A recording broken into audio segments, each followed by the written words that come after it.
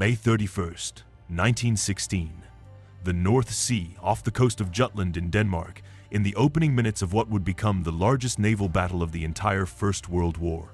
Aboard the light cruiser HMS Chester, a 16-year-old boy sailor stands at his gun position as German shells begin finding their mark, one after another, tearing through the ship's unarmored hull. Around him, every other member of his gun crew is killed or wounded within moments. He himself takes a piece of shrapnel directly to the chest.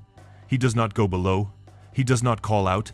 He stays exactly where he is, standing at his post amid the dead and the dying, quietly waiting for an order that never comes, because there is no one left alive around him to give it. He will die of his wounds 2 days later, before his own mother can reach his hospital bed. This is the story of Jack Cornwell, and how an ordinary delivery boy from East London became the youngest person to earn Britain's highest award for gallantry during the whole of the First World War. John Travers Cornwell, known to his family as Jack, was born in January 1900 in Leighton, Essex, into an entirely ordinary working-class household. He left school of the standard age and took work as a delivery boy, the kind of job that gave no particular hint of anything extraordinary ahead of him. In 1915, with Britain a year into the war, Jack enlisted in the Royal Navy as a boy sailor, one of thousands of teenagers across the country doing exactly the same thing that year, driven by the same mixture of patriotic duty and simple ambition to see more of the world than a delivery round allowed. He trained at Keyham Naval Barracks in Devonport, and by every account from his instructors, took to naval discipline with real aptitude, scoring particularly well in gunnery training. On Easter Monday, 1916, Jack said goodbye to his family at King's Cross Station and reported for duty aboard HMS Chester, part of the newly formed 3rd Light Cruiser Squadron. He had been aboard her for barely 5 weeks when the largest fleet action of the First World War began. The Battle of Jutland brought together the British Grand Fleet and the German High Seas Fleet in the only major full-scale clash between the two navies of the entire war, involving well over 250 ships and around 100,000 sailors across both sides. HMS Chester's specific role that afternoon was to screen ahead of Admiral David Beatty's battlecruiser force, scouting for the German fleet's position. At around 1740, running through patchy fog in the North Sea, Chester unexpectedly ran directly into the German 2nd Scout Group.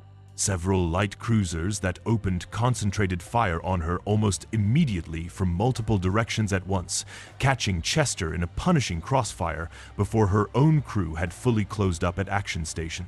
Jack Cornwell's Action Station was a sight setter on one of Chester's 5.5-inch guns, a role requiring him to stand exposed on deck, relaying and adjusting the gun's aim under the direction of the rest of the crew around him. Within the first minutes of the engagement, 4 separate German shells struck the area around his gun turret in quick succession, killing or wounding almost every other man in the gun's crew. Cornwell himself was struck by a fragment of shrapnel directly in the chest, a wound that, though he did not fully grasp it in the moment, was already mortal. He remained standing at his post regardless, surrounded now by dead and wounded shipmates, waiting for further orders that had no one left nearby to issue them until Chester eventually disengaged from the action and turned away. If you're finding this story of a boy barely old enough to leave school interesting, subscribing helps the channel keep telling stories like this properly. Chester was ordered back to Immingham on the River Humber, and her wounded, Cornwell among them, were brought ashore for treatment, eventually reaching Grimsby General Hospital. He lived for another 2 days, conscious for at least some of that time. When nurses asked him how the battle had gone, he is recorded as having answered simply that they had carried on all right, a piece of understatement that, once it became public, captured something the entire country seemed to want to hold on to in the middle of a war already grinding into its second brutal year. Jack Cornwell died on the 2nd of June 1916 at 16 years old. His mother, traveling as quickly as she could to reach him, did not arrive in time. For a period after his death, Cornwell's story might easily have gone no further than his immediate family and shipmates, one quiet loss among the more than 6,000 British sailors killed at Jutland. What changed that was Admiral Beatty's own official dispatch on the battle, published in newspapers across Britain in July 1916, which singled out Cornwell's conduct specifically, describing it as a splendid instance of devotion to duty and formally recommending him for special recognition. The public response was immediate and overwhelming. A story about a 16-year-old delivery boy who had stood alone at his post through a barrage that killed the men around him touched something the news out of the Somme, unfolding on the Western Front at almost exactly the same time, could not. Cornwell, who had initially been buried quietly, and without ceremony, was exhumed with his mother's permission and reburied with full naval honors in a large public funeral on the 29th of July, attended by school friends, fellow boy sailors from HMS Chester, and local scouts, since Cornwell himself had once been a member of the movement. On the 15th of September 1916, the London Gazette formally announced Jack Cornwell's posthumous Victoria Cross, making him the youngest recipient of the award for actions carried out during the entire First World War, and one of the youngest in the medal's history. Due to the circumstances of his family's modest means and the practicalities of the time, the medal itself was not formally presented to his mother until 1919, when she received it directly from King George V at Buckingham Palace, more than 3 years after her son's death. His story quickly became one of the most widely used examples of youthful courage and duty in wartime Britain, and the Scout movement he had once belonged to went on to establish the Cornwell Scout Badge, still awarded today for outstanding courage and devotion to duty shown by young people.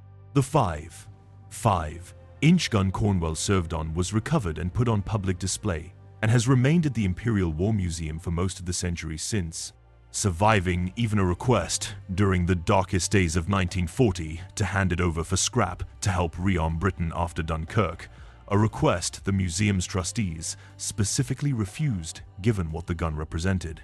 There was nothing about Jack Cornwell's 15 years of ordinary life, a working-class childhood in East London, and a job delivering goods by hand that marked him out in advance for the moment that would define his 16th.